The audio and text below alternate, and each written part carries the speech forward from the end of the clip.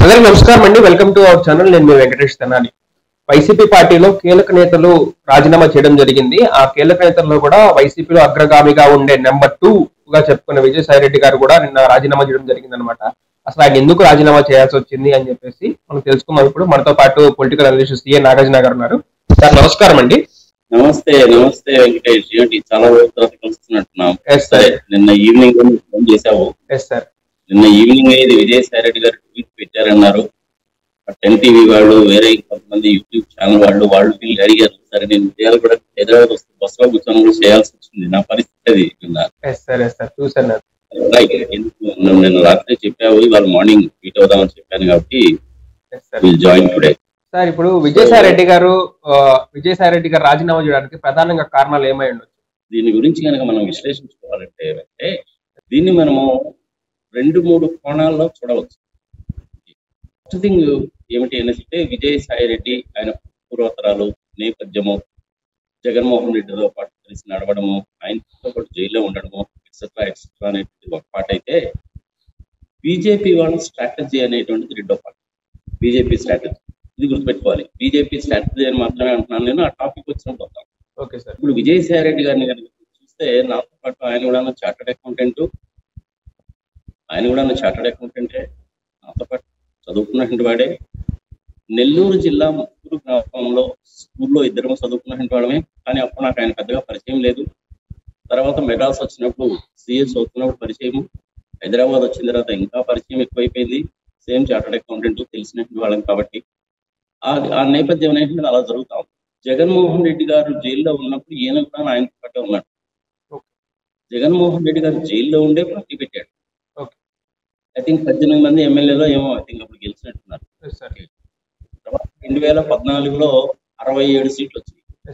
Opposition లోనే కూర్చున్నాడు. 3000 కిలోమీటర్లు సంవత్సరం తిరిగాడు. ప్రజలకు చేయదలుచుకున్నది ఏంటి, చెయ్యలేనటువంటిది ఏమిటి కూడా ఆయన చెప్పాడు. సరే, ఇందులో కలిసి ఉన్నారు. ఆయన కానివ్వండి, చనిపోయినటువంటి గౌతమ్ రెడ్డి గారు నాన్నగారు మేకపాటి రాజమోహన్ రెడ్డి గారు తెలుగుదేశం పార్టీలో ఉన్నాడు. తర్వాత వైఎస్ఆర్సీపీకి వచ్చాడు. రిజైన్ చేయమంటే చేశాడు. 5 లక్షల మెజారిటీతో నెల్లూరు నుంచి గెలిచాడు. ఎక్సెట్రా అన్ని కూడా జరిగిపోయింది.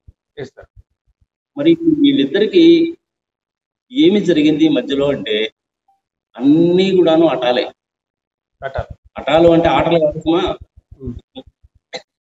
అనుకోవడాలన్నమాట. దాన్నే అటాలంట.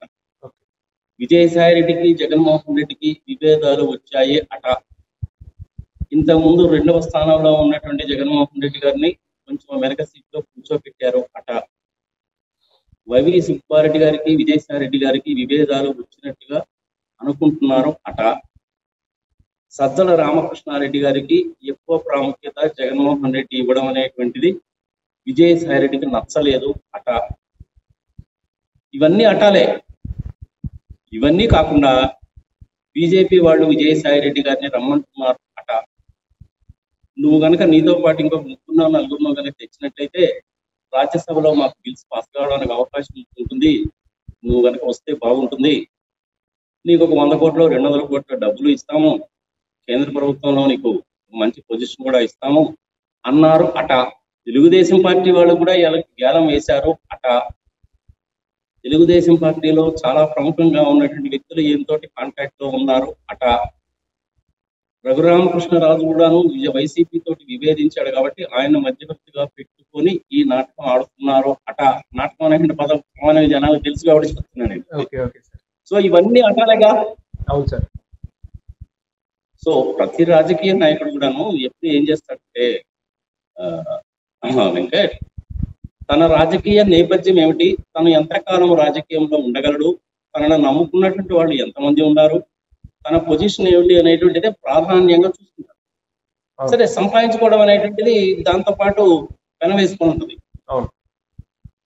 ఈయన ఎంత సంపాదించాడు, ఎన్ని వేల కోట్లు సంపాదించాడు అనేటువంటి మనకు తెలియదు. అది కూడా ఏదో ఒక్కొక్కడు ఒక రకంగా చెప్తారు. 5,000 కోట్లు 10,000 కోట్లు ఆయన అల్లుడికి ఎన్నో అరవింద వాళ్ళకి మంచి సంబంధాలు ఉన్నాయి ఇవన్నీ మళ్ళీ అటాలే. సో పవన్ కళ్యాణ్ గారు కూడా మాట్లాడుతున్నారు పవన్ కళ్యాణ్ గారు నాకు మంచి మిత్రుడు అని చెప్పాడు. అది ఆయన నోట్లో నుంచి వచ్చేది. సో ఆయనతోటి మంచి సంబంధాలు అనుబంధాలు ఉన్నాయి కాబట్టి ఆయనే బీజేపీ దగ్గరికి తీసుకెళ్తున్నాడు అట మోడీ గారికి as well as Amit Shah గారికి ఈయనతోటి మంచి సంబంధాలు ఉన్నమాట వస్తుంది. ఢిల్లీలో లైజనింగ్ అంతా విజయసాయి రెడ్డి చూసుకునేవాడు.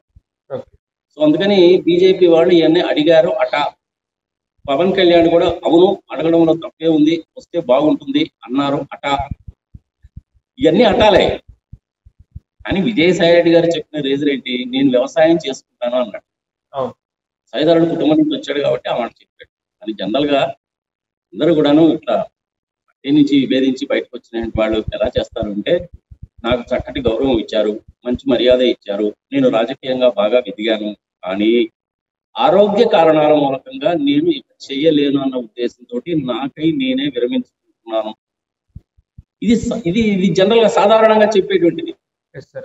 ఆరోగ్య కారణాల మూలకంగా సాధారణంగా చెప్పేటువంటిది. కానీ విజయసాయి రెడ్డి గారు కొంచెం వినూత్నమైనటువంటి పద్ధతిలో నేను వ్యవసాయం చేసుకుంటాను అన్నాడు. ఆయన హైదరాబాద్ లో చక్కగా సెటిల్ అయ్యి చార్టెడ్ అకౌంటెంట్ అయ్యింది. వాడు ఊరికి వెళ్ళి ఆయన వ్యవసాయం చేస్తాడు. ఏదన్నా 100 ఎకరాలు 50 ఎకరాలు పొలం ఎకరాలు కొనుక్కుని ఏమైనా యూక్లిప్టస్ సాయి చెట్లను లేకపోతే అట్లాంటి ఏమైనా వేసుకుంటాడేమో. అందులో నెల్లూరు వాచి తీర ప్రాంతము ఊరు దగ్గర చేపల చెరువులు రొయ్యల చెరువులు ఏమైనా వేసుకుంటాడేమో మనకు తెలియదు కదా. అవును సార్. సో ఇట్లాంటివన్నీ కూడా జరుగుతాయి. నాకు తెలిసినంత వరకు నాకు కూడా మంచి మిత్రుడే, మంచివాడే, ఎట్సెట్రా ఎట్సెట్రా ఉంది. కష్టమైన నిష్ఠూరమైన జైలుకు పోయిన, జైల్లో నుంచి బయటకు వచ్చిన జగన్మోహన్ రెడ్డితో పాటు కలిసి నడిచాడే కానీ ఎక్కడా కూడాను ఆయన నేను వేరే పార్టీలో జాయిన్ అవుతానని కానీ, విభేదించానని కానీ, తగాదులు ఉంటున్నాయని కానీ, నా మాట వినలేదని కానీ ఎక్కడ ఏ రోజు ఏ పరిస్థితుల్లోనూ కూడా ఆయన చెప్పలేదు. ఇంతవరకు అయితే ఖచ్చితంగా మనకు తెలుసుగా. అవును సార్. ఇది జగన్మోహన్ రెడ్డి గారి కన్నా ఆయనకి ఉన్న సంబంధ అనుబంధాలు, ఆయన పర్సనల్ థింగ్స్ కి సంబంధించినటువంటి వ్యవహారం. ఇక రెండో విషయంకి వస్తే అసలు సిసలైనటువంటి రాజకీయం అనేటువంటి ఇక్కడే మొదలు. బీజేపీ వాళ్ళ నైజం ఎలా ఉంటుంది అంటే, వాళ్ళు ఏదో ఇవాళ రేపు ఎల్లుండి 6 నెలలు సంవత్సరం అనేటువంటి వ్యవహారం ఉండదు. వెంకటేష్ వాళ్ళ దగ్గర చాలా లాంగ్ టర్మ్ స్ట్రాటజీ ఉంది. ఎంత కాదనుకున్నప్పటికీ కూడా ఆర్ఎస్ఎస్ వాళ్ళ చెప్పినటువంటి దాని ప్రకారమే బీజేపీ వాళ్ళు నడుస్తారు. ఎన్నో ప్లేసుల్లో చూసాం కదా. ఇంతకుముందు కాంగ్రెస్ వాళ్ళు ఇందిరాగాంధీ తన పదవి నిలబెట్టుకోవడానికి ఎమర్జెన్సీ పెట్టింది, అన్యాయం అని చెప్పినటువంటి వాళ్ళు ఇప్పుడు బీజేపీ వాళ్ళు చేస్తున్న పని కూడా ఇంచుమించుగా అలాంటిదేగా. అవును సార్. మహారాష్ట్ర ఎలక్షన్ ఏంటో చూసాం కదా. అవును. శివసేనను చీల్ చేశారు కదా. అవును. ఎన్సీపీని కూడా చీల్ చేసి వాళ్ళ దగ్గర తీసుకొని అధికారంలోకి వచ్చారు. చూసాం కదా మనం. చూసాం సార్. అస్సాంలో కూడా అలాగే జరిగిందిగా. అవును. అదే విధంగా మీరు ఇంకొన్ని రాష్ట్రాలు కనుక తీసుకుంటే, తమిళనాడు తీసుకోండి, తమిళనాడులో కూడా అలాగే జరిగిందిగా. ఏఐడిఎంకే 2 భాగాల కింద చేసి ఇద్దరికి మధ్యలో ఉండిపోయి వీళ్ళు చివరికి ఏఐడిఎంకే అనేటువంటి స్థానికత్వమే లేకుండా చేసి వాళ్ళు అధికారంలోకి రావాలని చూశారుగా. అవును సార్. మహారాష్ట్రలో అప్పుడు మన తెలుగు ఆయన గవర్నర్ గా ఉన్నాడు. 4 రోజులు ప్రమాణ స్వీకారానికి కూడా రాలేదుగా. రాలేదు. ఇలా చెప్పుకుంటూ కనుక చాలా ఉదాహరణలు ఉంటాయి. సో వీళ్ళు కూడా ఏమి తక్కువ తిన్నటువంటి వాళ్ళు కాదు. కాంగ్రెస్ వాళ్ళు ఏమో తెన్నంటే ఇమీడియట్ గా చేసేస్తారు, వెనక ముందు ఆలోచించుకోకుండా చేసేస్తారు. వీళ్ళు అలా కాదు. వీళ్ళు కొంచెం లాంగ్ టర్మ్ గా ఆలోచించి స్టేబుల్ గా ఉండి ఒక్కొక్కటిగా చేసుకుంటూ వస్తారు. అయితే సార్ ఇప్పుడు బీజేపీ వాళ్ళకి ఉన్నటువంటి తేడా. యాక్చువల్ గా జగన్మోహన్ రెడ్డిని మా దగ్గరికి రండి, మాతో పాటు రండి అని ఎన్డీఏ కూటమి వాళ్ళు అడిగారు. కానీ జగన్మోహన్ రెడ్డి దానికి నవ్వుతూనే సమాధానం చెప్పనట్టుగా లేదులేండి నేను ఇండిపెండెంట్ గానే పోతాను అన్నాడు.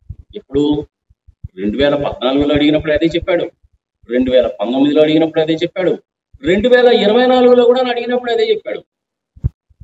3 రోజులు పడిగప్పులు కాశారు వీళ్ళు ఢిల్లీలో. అవును సార్. అమిత్ షా గారు అపాయింట్మెంట్ కోసం. అవును సార్. కుదరలేదుగా. అవును. ఏ సంగతి చెప్పడం లేదు కాబట్టి ఆయనకి ఇష్టం లేదులే మనం బలవంతం చేయడం ఎందుకు అన్న ఉద్దేశంతో చివరికి మోడీ గారు ఏం చేశారంటే, నాకెందుకు వచ్చిన బాధ అని చెప్పి అమిత్ షా పెట్టించారు.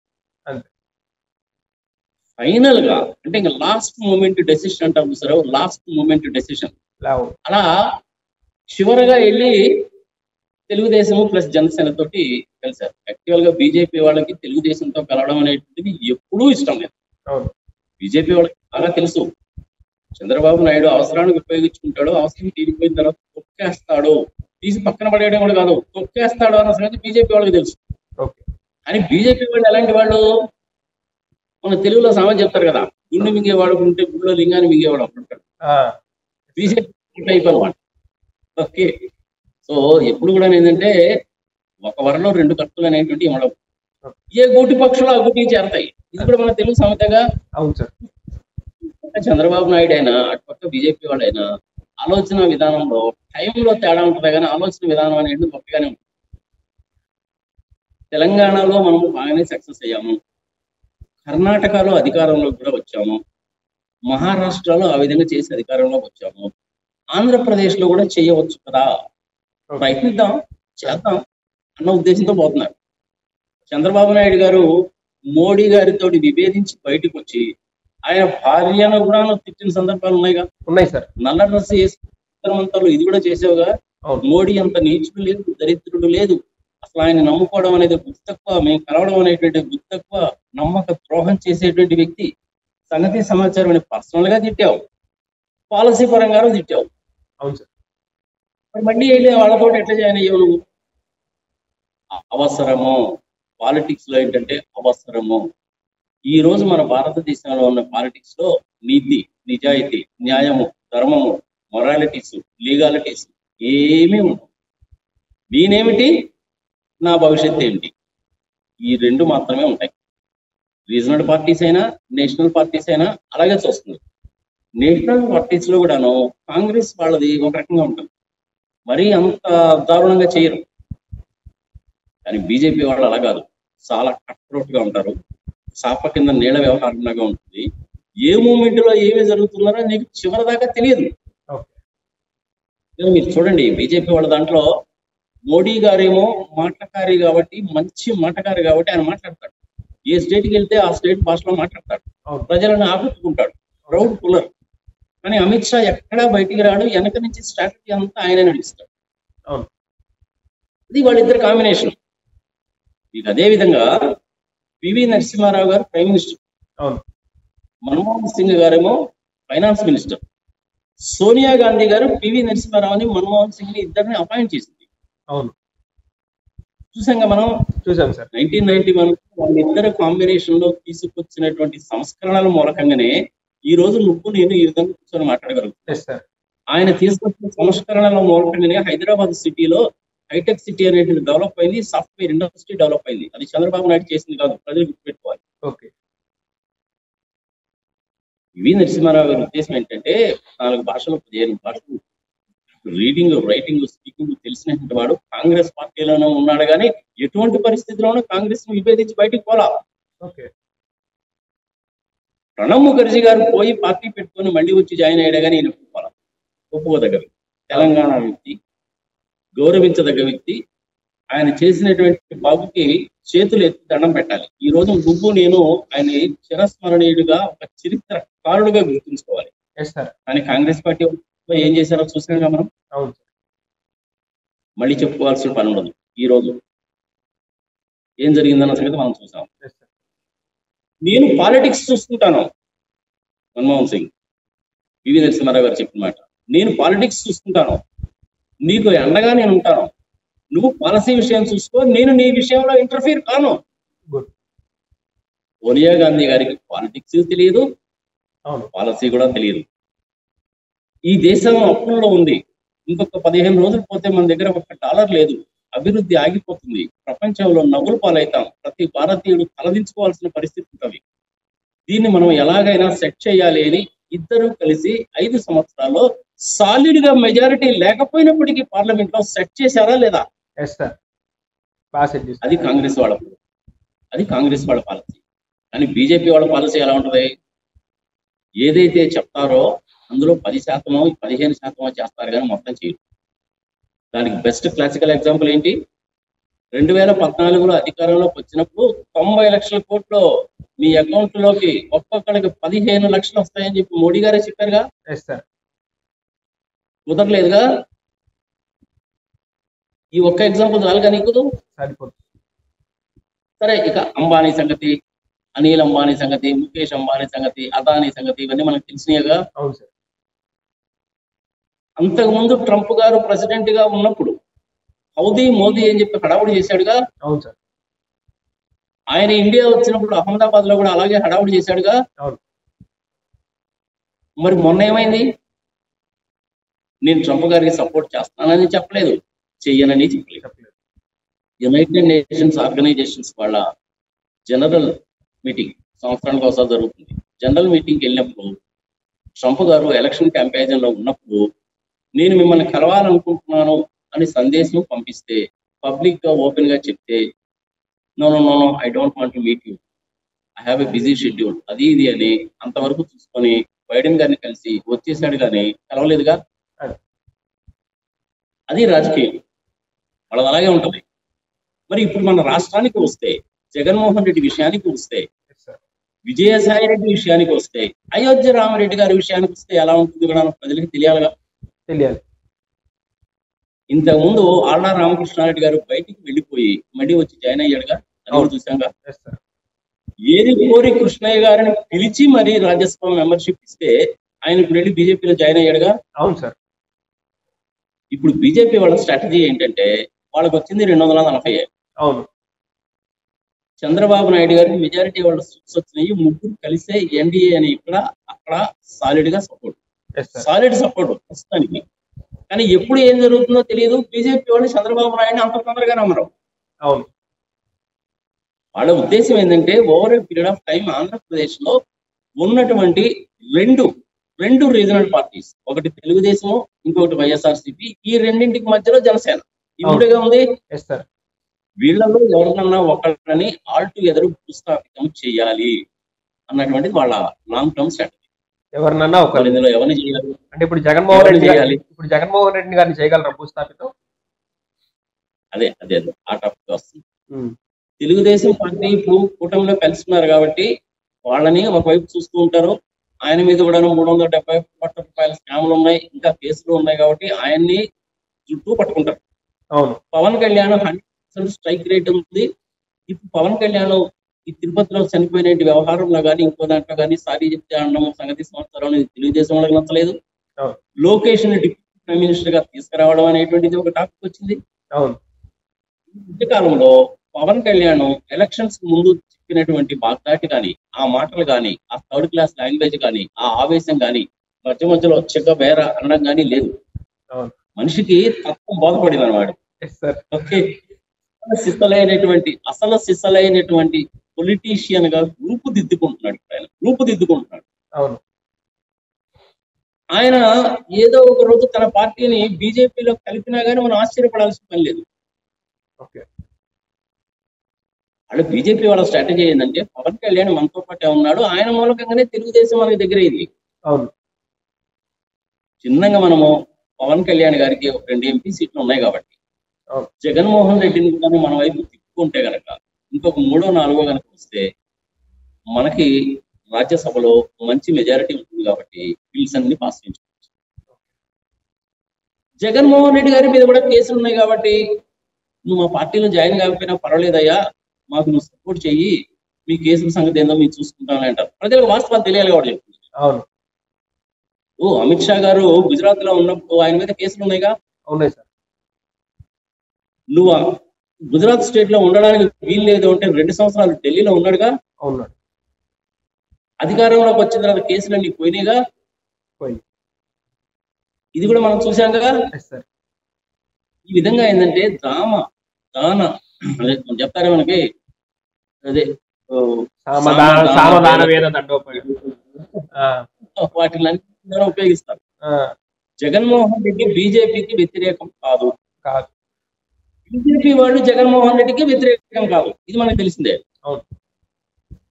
జగన్మోహన్ రెడ్డి టీడీపీకి వ్యతిరేకమే గానీ, టీడీపీ జగన్మోహన్ రెడ్డికి వ్యతిరేకమే గానీ, బీజేపీకి జగన్మోహన్ రెడ్డికి ఏం తగాదాలు లేవుగా. అన్ని బిల్స్ కూడా చేశాడుగా. ఇంకా అట్లాంటప్పుడు బీజేపీకి దగ్గరగా ఉన్నట్ట దూరంగా ఉన్నట్ట ప్రజలు విజ్ఞప్తి వదిలేదు. వీళ్ళిద్దరి మధ్యలో ఉండేటువంటి పవన్ కళ్యాణ్ పవన్ కళ్యాణ్ గారు ఆల్రెడీ బీజేపీ తోటి ఉన్నాడు. ఏదో ఒక రోజు బీజేపీ వాళ్ళలో మెర్జి చేసినా కానీ నువ్వు ఆశ్చర్యపడాల్సిన విషయం లేదు. ఇది ఒక పాయింట్ గుర్తుపెట్టుకోవాలి. రెండవ పాయింట్, చంద్రబాబు నాయుడిని కాదనలేరు, జగన్మోహన్ రెడ్డి గారిని దూరం చేసుకున్నారు. ఇంతకుముందు కూడా 2-3 సార్లు అడిగారు, ఈయన జాయిన్ కాలేదు. అవును. మరి ఇప్పుడు జాయిన్ అవుతారా లేదా అంటే, ఆంధ్రప్రదేశ్ లో బీజేపీ స్వతంత్రంగా ఎదగాలి అంటే ఏదో ఒక రీజనల్ పార్టీని భూస్థాపితం చేయాలి. ఈ స్ట్రాటజీ అనేటువంటిది లాంగ్ టర్మ్ లో పెట్టుకుంటారు. వాడు చిన్నగా ఏం చేస్తారంటే, ఇప్పుడు ఐ థింక్ వైఎస్ఆర్సీపీ వాళ్ళకి 9 ఉన్నాయో 10 ఉన్నాయో రాజ్యసభ ఎంపీస్, నాకు తెలియదు, కరెక్ట్ గా గుర్తులేదు. ఒక 5-6 ఫర్ ఎగ్జాంపుల్ 9 మంది ఉన్నారు అనుకుందాం. ఫర్ ఎగ్జాంపుల్ ఈ 9 మందిలో 5 వైఎస్ఆర్సీపీ ఎంపీలు బీజేపీలో కనుక జంపు జిలానీ చేస్తే, ఆల్రెడీ కనపడుతుంది కదా మనకి. మా 3 ఆల్రెడీ డిజైన్ చేశారు. మోపిదేవి వెంకటరమణ, యాంటీ డిఫెక్ట్ కూడా అప్లై కాదు, కంఫర్టబుల్ గా వీళ్ళు వెళ్ళిపోవచ్చు. కొన్నిసారి తెలుగుదేశం చేయలేదా, సుజనా చౌదరి, సీఎం రమేష్, వెంకటేష్ వాళ్ళందరూ 4 తీసేసుకున్నారు.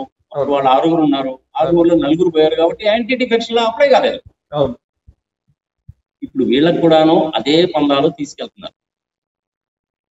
విదేశంలో ఇప్పుడు ఏదైతే చేశారో, ఇప్పుడు బీజేపీ వాళ్ళు వెనక నుంచి జగన్మోహన్ రెడ్డి కూడా అదే చెప్తారు.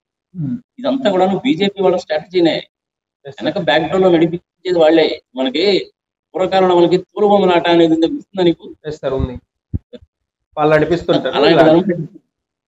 డైరెక్ట్ గా జగన్మోహన్ రెడ్డిని 3 సార్లు అడిగారు, ఈయన కాదన్నాడు. ఇప్పుడు ఏమంటాడు అనేది మనం చూడాలి. ఆయన పార్టీని పార్టీగానే ఉంచుకుంటాడు, కానీ ఉన్నటువంటి ఎంపీని బీజేపీలోకి పంపిస్తాడు. ఇది ఒక స్టెప్. ఇది బీజేపీని సంతృప్తి పరిచినట్టేగా. ఇప్పుడు విజయసాయి రెడ్డి కానీ, అయోధ్య రామిరెడ్డి గారు కానీ, ఇంకోళ్ళు కానీ కనుక వెళ్తే, నీకు 100 కోట్లు ఇస్తాం వచ్చేయా, నీకు ప్రలోభాలు పెట్టచ్చు, నీకు మినిస్ట్రీ ఇస్తామని చెప్పొచ్చు, నీ కేసును మాఫీ చేస్తామని చెప్పొచ్చు. ఇవన్నీ సావధాన భేద దండోపాయాలు. మరి వాళ్ళ పొలిటికల్ బ్యాక్గ్రౌండ్ ఏందో వాళ్ళు చూసుకోవాలి కదా. విజయసాయి రెడ్డి కానీ, అయోధ్య రామిరెడ్డి కానీ ఇంకోళ్ళు కానీ చూసుకోవాలి కదా. రాజకీయంలో పర్మనెంట్ శత్రువులు ఉండరు, పర్మనెంట్ మిత్రులు ఉండరు, ఇది మనకు తెలిసిందే కదా. సో ఇలాంటిది ఏదైనా జరగచ్చు. అప్పుడు బీజేపీ వాళ్ళు కంఫర్టబుల్ ఉంటారు, జగన్మోహన్ రెడ్డి కంఫర్టబుల్ గా ఉంటాడు. జగన్మోహన్ రెడ్డికి తెలియకుండా, డిస్కషన్ చేయకుండా ఆయన ఆ స్టేట్మెంట్ ఇవ్వడం అనేటువంటి జరుగుతుంది. డెఫినెట్ గా డిస్కషన్ అనేటువంటిది గత 2-3 నెలలుగా జరుగుతుంది. దాని తర్వాతే ఫైనల్ గా ఈ సిచ్యువేషన్ వచ్చింది. బీజేపీ వాళ్ళకి లాభము, జగన్మోహన్ రెడ్డి కూడా ఒక రకంగా లాభం. మరి ఈయన మీద కేసులు ఏంటి అనేసి అంటే, నేను 5 ఇచ్చాను కదండి చూడండి అంటారు. ఈయన మీద కూడా కేసులు అనేది డైల్యూట్ చేసేస్తారు. సో ఈయన కంఫర్టబులే, వాళ్ళు కంఫర్టబులే, మోడీ గారు కంఫర్టబులే, బీజేపీ వాళ్ళు కంఫర్టబులే. మరి మధ్యలో తెలుగుదేశం సంగతి ఏంటి? బీజేపీ వాళ్ళ ఉద్దేశం కూడా ఏంటంటే, జగన్మోహన్ రెడ్డితో సంబంధ బాంధవ్యాలు పెంచుకొని, ఆయన పంపించేటువంటి ఎంపీలను తీసుకొని రాజ్యసభలో స్ట్రెంగ్తన్ అయ్యి ఎటువంటి ప్రాబ్లం లేకుండా చూసుకొని తెలుగుదేశం పార్టీని వదిలేస్తారా లేదా అనేది మనం ఆలోచించాలి. ఇది ఇప్పుడు చంద్రబాబు ఏమంటాడంటే, నేను చాలా చాణక్యపురం, చాలా సీనియర్ అని అనుకుంటున్నాడు. తప్పలేదు, ఆయనకంటే సీనియర్లు చాలా మంది ఉన్నారు, చని కూడా పోయారు. డిఎంకే అధినాలు చనిపోయారు. ఈవెన్ బిజు పట్నాయక్, బుద్ధదేవ్ భట్టాచార్య ఇట్లాంటి వాళ్ళందరూ కూడా నేను సీనియరే. సరే, ఆయన ఏదో నేను సీనియర్ చెప్పుకుంటా ఉంటాడు, చెప్పుకోనండి, దాంతో మనకి. ఇప్పుడు తెలుగుదేశం పార్టీని డౌన్ చేయడానికి కోసం అని చెప్పి కూడా చేయొచ్చు. వాళ్ళని భూస్థాపితం చేసి జనసేన పార్టీని కలుపుకొని జగన్మోహన్ రెడ్డితో సంబంధాలు పెట్టుకొని మనం ఆంధ్రప్రదేశ్ లో ఎదగాలి అనేటువంటి ఉద్దేశం ఉండొచ్చుగా. ఇవన్నీ అటాలే, కరెక్ట్ గా మనం ఏది చెప్పలేము. ఈ మొదట్లోనే చెప్పాను కదా నీకు, జగన్మోహన్ రెడ్డి, విజయసాయి రెడ్డి పర్సనల్ థింగ్స్ ఒకటి, ఇదేమో రాజకీయం, అదేమో ఇమీడియట్ గా తేలదు. ఈ రాజకీయం కూడా అంత తొందరగా తేలదు. కాంగ్రెస్ వాళ్ళతో అయితే తెలుసు, కానీ బీజేపీ వాళ్ళతో అంత తొందరగా తేలదు.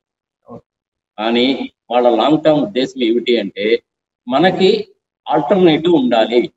ఉత్తరప్రదేశ్, బీహార్, రాజస్థాన్, మధ్యప్రదేశ్ లో మనకి సీట్లు కనుక తగ్గితే, ఇది మొన్న 240 వచ్చినట్టు వస్తే, ఎక్కడో ఒక చోట మనకి కాంపెన్సేట్ చేసేటువంటి వ్యక్తి, మనతో అనుబంధాలతో ఉండే వ్యక్తి, నమ్మదగినటువంటి వ్యక్తి మనకు ఉండాలి. మనము గ్రాడ్యువల్ గా పైకెత్తాలి.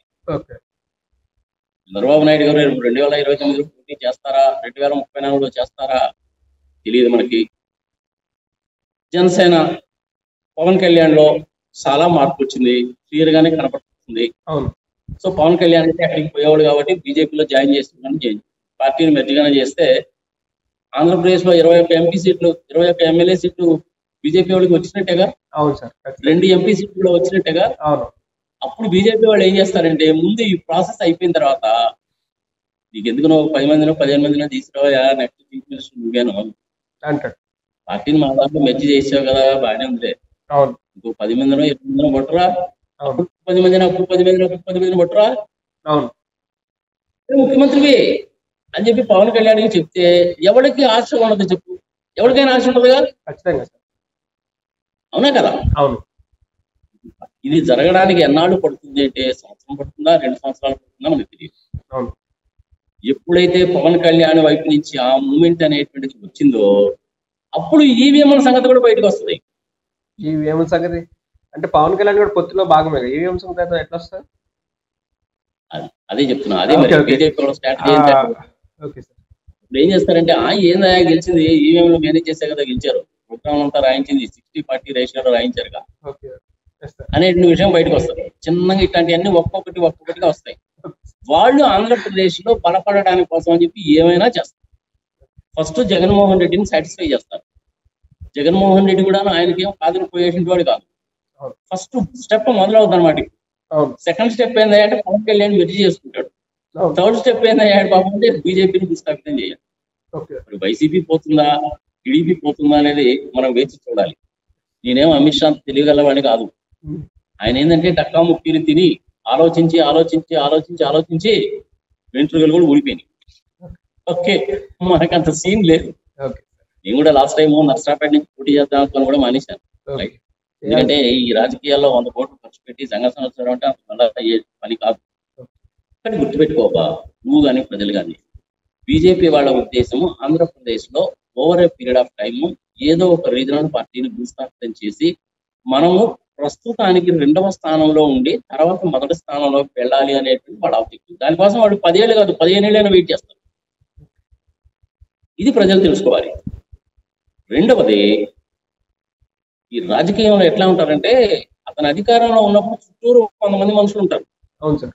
ఎంపీ గారు ఎమ్మెల్యే గారు పక్కసారి ఎంపీ గారు వస్తాను, మినిస్టర్ గారు పక్కసారి అని చాలా హడావుడు ఉంటుంది. వాళ్ళు పదవి పోయిందనుకో ఒక్కడు కూడా కేర్ చేయరు. అది రాజకీయం అంటే. విజయసాయి రెడ్డి కూడాను ఆయన కార్యకర్తలుగా వాళ్ళకి సమాధానం చెప్పుకోవాలిగా. అవును సార్. కొన్నాళ్ళు పోయిన తర్వాత ఏమవుతుందంటే కార్యకర్తలు అనేటువంటి వాళ్ళు నన్ను అడుగుతున్నారు, మీరు అలా చేస్తే ఎలాగండి అంటున్నారు, ఏం చేస్తాము, రాష్ట్ర భవిష్యత్తుని దృష్టిలో పెట్టుకొని కార్యకర్తలను దృష్టిలో పెట్టుకొని రాష్ట్ర అభివృద్ధిని దృష్టిలో పెట్టుకొని నేను మళ్ళీ వైఎస్ఆర్సీపీలో జాయిన్ అవుతున్నాను అని అన్నా నువ్వు ఆశ్చర్యపడాల్సిన లేదు. బీజేపీలో జాయిన్ అవుతున్నాను అని చెప్పినా నువ్వు ఆశ్చర్యపడాల్సిన పని అనేటువంటిది లేదు. చెప్పే కదా నేను నీకు ముందే అవన్నీ అట్టాలే. బీజేపీలో జాయిన్ అవుతారట, 100 కోట్లు ఆఫర్ చేశారట, మంత్రివర్గంలో చోటు కల్పిస్తామన్నారు అట, ఇవన్నీ అటాలే. వాస్తవం ఎవరికి తెలుసు అంటే విజయసాయి రెడ్డికి ఆయన అంతరాత్మకి మాత్రమే తెలుసు. ఆయన డైరెక్ట్ గా డిస్కస్ చేయడం అంటూ కనుక జరిగితే అమిత్ షా తోటి మోడీ గారితో మాత్రమే ఆయన అంతరంగి ఉన్నటువంటి వ్యవహారం ఏంటో చెప్తాడు. జగన్మోహన్ రెడ్డి కూడా చెప్తాడు.